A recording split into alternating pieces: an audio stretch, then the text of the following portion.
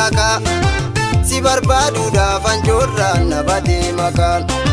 Daawwitii haka si barbaaduudhaaf anjoorraan na badee maqaan.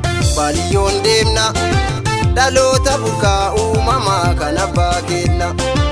Hojii daawwannaa adoolaaf shakkisoo booree keessa naannofna.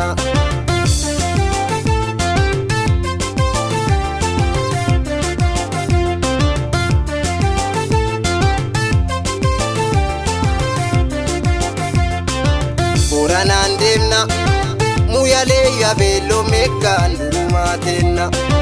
Wallaggaan deemna Horroof Naqamteef Qeellamiin keessa naannofna. Hundinuu teenna Iluuf Kamisee Booranaa biyya abbaa kenna. Shawaa daawwannaa Amboo Gudarii Finfinnee keessa naannofna. Walii yaafannaa Magirraan Zuwaa Ijeenee hara daawwanna. Nu midhaan nyaanna dodolaa badaa babuunee benga buuhamna. Doseenaa deemna holqa soofuu maariif dishoom keessa naannofna. Biduu daawwannaa mattuuf darimuu baddallee keessa naannofna. Mattuuf baddallee darimuu keessa naannofna. Mattuuf darimuu baddallee keessa naannofna. Mattuuf baddallee darimuu keessa naannofna.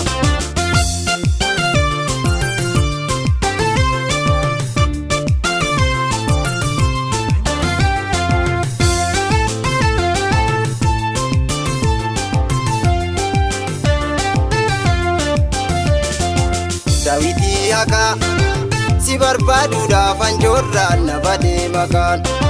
Daawwitii haka si barbaaduudhaaf anjoorraan na badee maqaan. Daawwitii tiyyaa daddafii badiina kottu abdannee tiyyaa. Abdannee tiyyaa abdii guutuudhaan si eeggaa si duwwaan kiyya.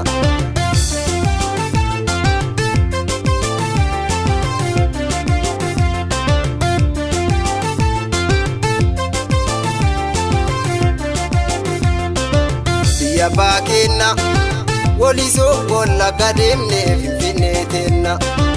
Annabee obsaa sabbataan iddee dadhabee maltu naa qorsaa.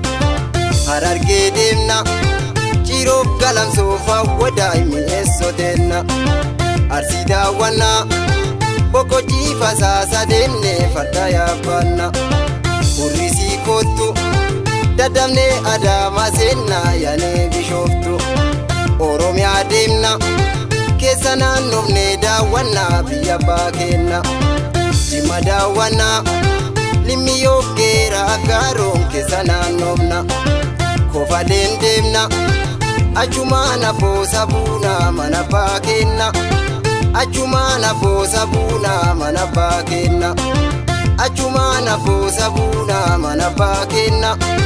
Achumaan Ashooka Buunaa mana abbaa kenna.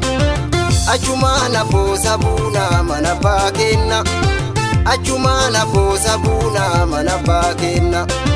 Achumaan Abboosa Buunaa mana abbaa kenna. Achumaan Ashooka Buunaa mana abbaa kenna. Achumaan Abboosa Buunaa mana abbaa kenna. Achumaan Ashooka Buunaa.